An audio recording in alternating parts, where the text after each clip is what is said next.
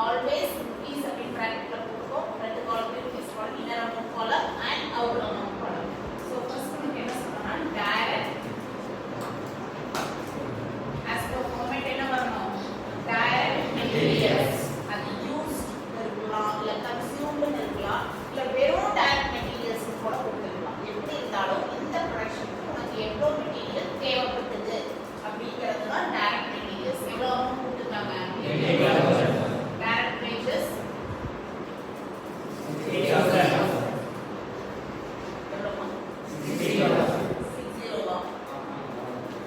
direct expenses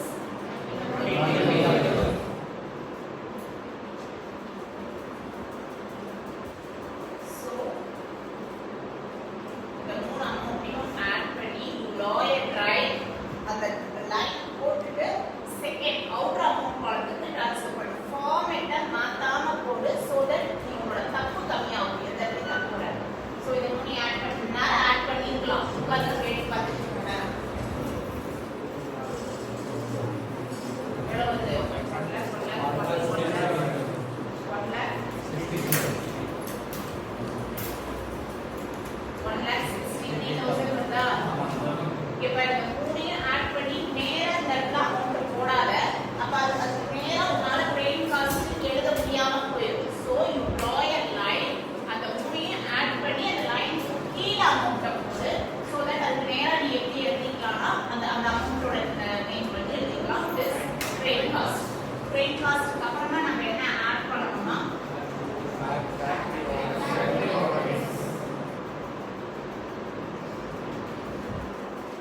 factory overheads. factory overheads இங்க ஒரே amount தான் கொடுத்திருக்காங்க. எவ்வளவு சமம் 45,000. சோ ஒரு அமௌண்ட் தான் டைரக்டா என்ன கால்குலேட் கூட எழுதலாம். பட் உங்களுக்கு புரியுது பிரகாரம் என்ன கால்குலேட் அவுட் கால்குலேட் எழுதலாம். பட் நான் என்ன கால்குலேட் எழுதுறேன் உங்களுக்கு நான் அன்னைக்கே உங்களுக்கு ஃபார்மேட் எக்ஸ்பிளைன் பண்றப்பவே சொன்னேன். இந்த ஃபேக்டரி ஓவர்ஹெட்ஸ் அப்படிங்கிறது ஒரே அமௌண்டாவும் கொடுக்கலாம் இல்ல 4-5 அமௌண்டாவும் கொடுக்கலாம். ஃபேக்டரிக்குள்ள நடக்கிற எல்லா எக்ஸ்பென்சஸையும் தனித்தனியாவும் கொடுக்கலாம். சிங்கிள் அமௌண்டா கொடுத்தா இன்னர் காலத்துல எழுதி ஒரு லைன் டிராப் பண்ணி இன்னர் காலத்துல இருக்கிற அமௌண்ட்டை வந்து அவுட்டர் காலத்துல எக்ஸ்டெண்ட் பண்ணிக்கும். சோ 1,63,000 plus 45,000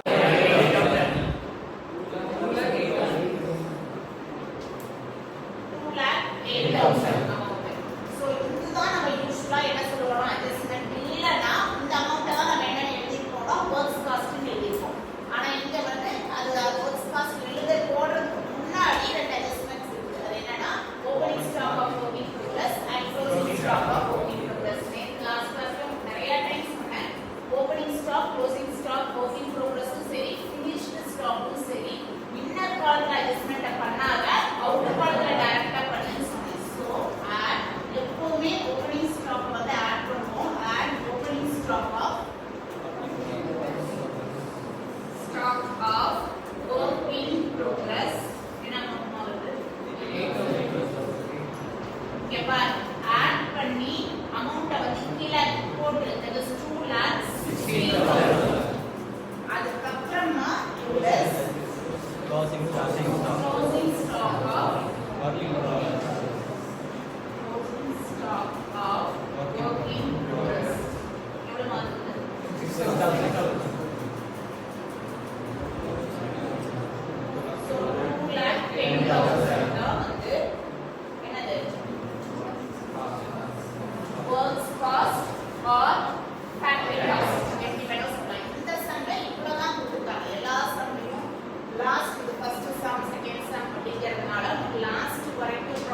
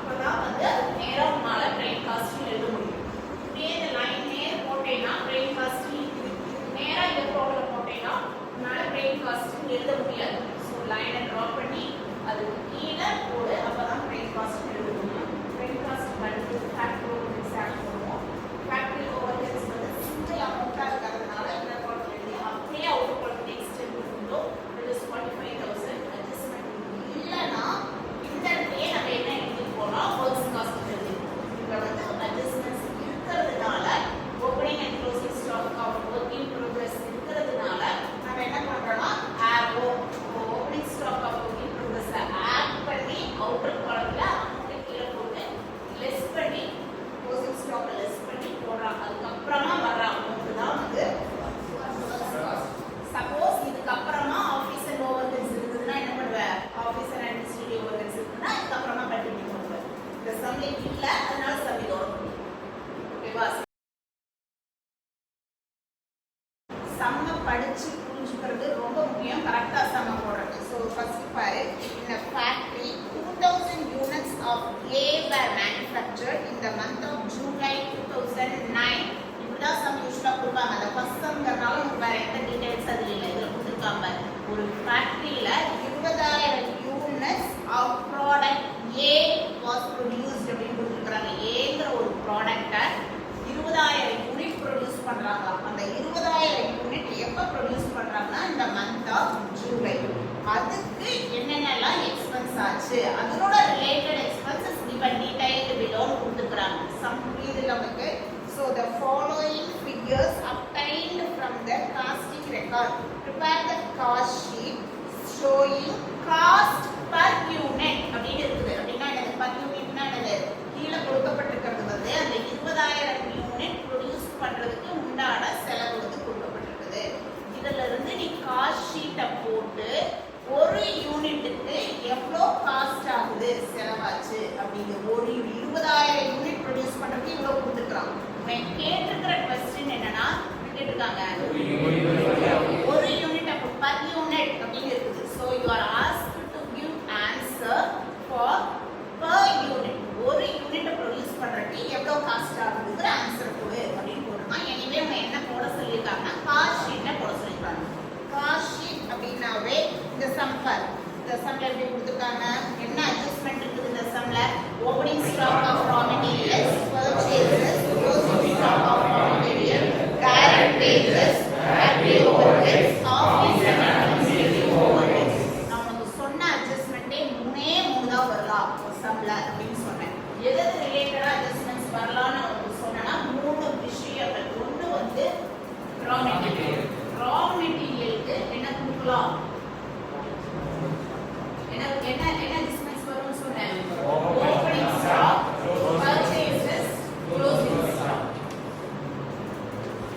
ரா மெட்டீரியல் மட்டும் தான் பர்ச்சேசஸ் கொடுக்க முடியும், மற்ற எதுக்கும் பர்ச்சேசஸ் கொடுக்க முடியாது. ஸோ ரா மெட்டீரியல் ரிலேட்டடா அட்ஜஸ்ட்மெண்ட் வந்ததுன்னா there may be opening stock, purchases related expense கூட sometimes கொடுக்கலாம் and closing stock கொடுக்கலாம். அதுக்கு அடுத்த அட்ஜஸ்ட்மெண்ட் இதுதான் முதல் அட்ஜஸ்ட்மெண்ட்டா நம்ம பார்க்க முடியும். அடுத்து ரெண்டாவது கொடுத்தா என்ன கொடுக்க முடியும்னா work in progress, opening stock, closing stock கொடுக்க முடியும். அடுத்து third வந்து finished goods.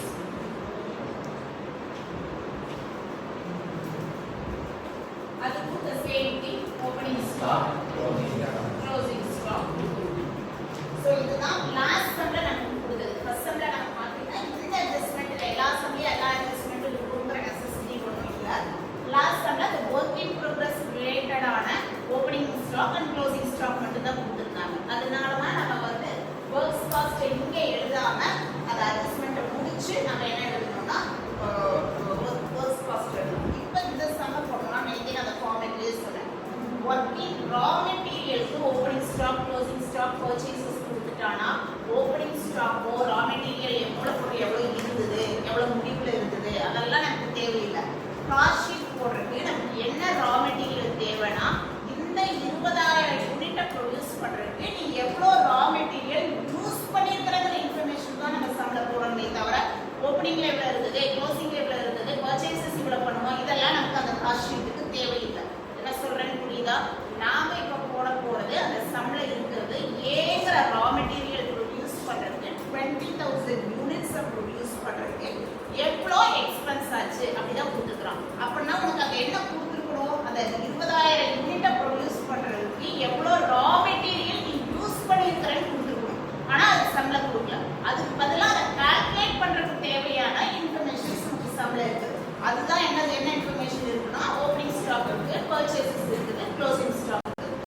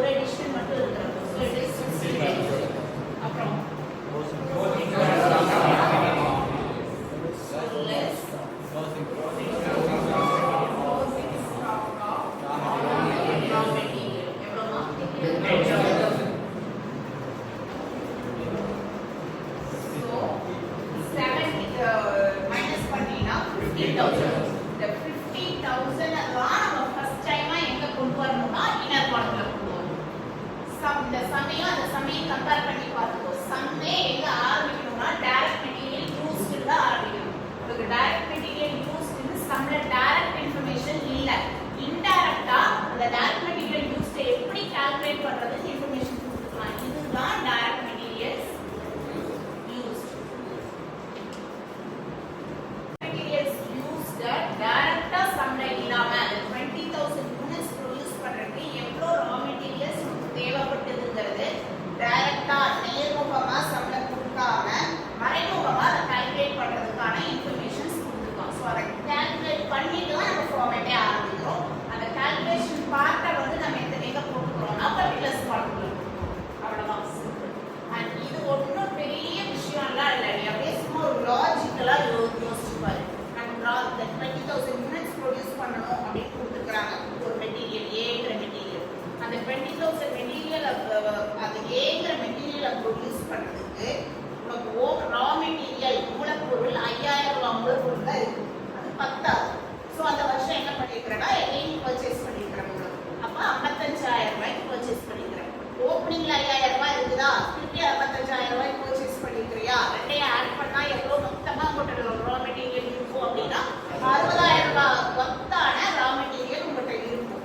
அதுல க்ளோசிங்ல மிச்சம் எவ்வளவு இருந்ததுன்னு கொடுத்துருக்கானா 10000 கொடுத்துருக்கான். ஸோ மொத்தம் உங்கள்கிட்ட 60000 ரூபாய் மெட்டீரியல் இருந்தது.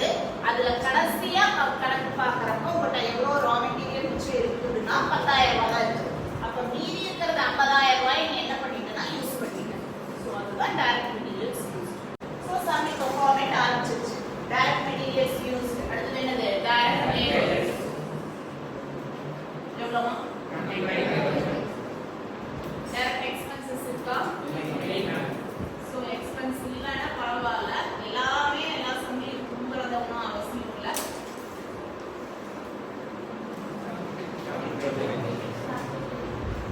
பேர் என்னது? Train cost and factory overheads.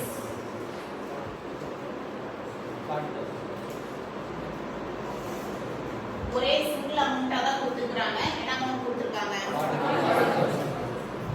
40000. எப்பவுமே அமௌண்ட் இன்னர் காலத்துல போட்டு Royal line to extend to outer காலம், அப்புறமா அவுட்டர் காலத்துல போடு. அப்பதான் உங்களுக்கு என்ன ஹேபிட் வரும்னா ஒரு அமௌண்டா இருந்தாலும் சரி 2-3 அமௌண்டா இருந்தாலும் சரி இன்னர் காலத்துல போட்டு தான் டோட்டல் அவுட்டர் காலத்துக்கு போடணுங்கிற ஹேபிட் உங்களுக்கு அப்பதான் வரும். சிங்கிள் அமௌண்ட் வந்து டைரக்டா அவுட்டர் காலத்துலயே போடாது. So 40000 total 1,15,000. இந்த இடத்துல இது அமௌண்ட் 1,15,000 அமௌண்ட்டை வந்து நம்ம ஒர்க்ஸ் காஸ்ட் போட்டுக்கலாம். ஏன் ஒர்க்ஸ் காஸ்ட் போட்டுக்கிறாங்க? இங்க வந்து அது இல்லை, ஒர்க் இன் ப்ரோக்ரஸ் ரிலேட்டடான ஓப்பனிங்கோ க்ளோசிங்கோ சம்ல இல்ல. அதனால நம்ம அதற்கு என்ன போட்டுடலாம்னா ஒர்க்ஸ் காஸ்ட். அடுத்தது add office overheads. எவ்வளவு? 20,000.